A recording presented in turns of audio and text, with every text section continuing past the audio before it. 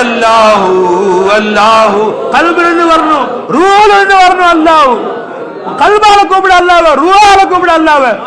என் அடியான் என்னை கூப்பிட மாட்டானா அப்படின்னு பார்த்துட்டு இருக்கான். உலகத்துல யாரையுமே கேரண்டி இல்லை, நீ கூப்பிட்டா பதில் சொல்லுவான்னு. இங்க உட்காந்து அம்மாண்டிக்கு அம்மா பதில் சொல்லுவான கேரண்டி இல்ல, அத்தான் சொன்னீங்க பதில் சொல்லுவான கேரண்டி இல்ல. நீ அல்லான்னு சொல்லி வாயை மறுபடியும் அடியானேங்கிறான்.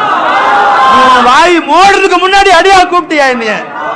என் சேகன சொன்னாங்க, ஒரு ஆளு சிலை வணங்கக்கூடியவனா, அவன் உட்காந்து அவன் சிலையுடைய பேர் யாசனம் யாசனம் யாசனம் யாசனம் யாசனம் அவன் பேர் சொல்லிருக்கான், அரபியில சொல்லிருக்கான். அவன் யாசனம்னா சிலைக்கு சொல்றான். வாய் தவறி அவன் வாசில யா சமதுன்னு வந்துருச்சான். சொல்லு, ஒரு வாட்டி யா சமதுன்ட்டான், யா சமத்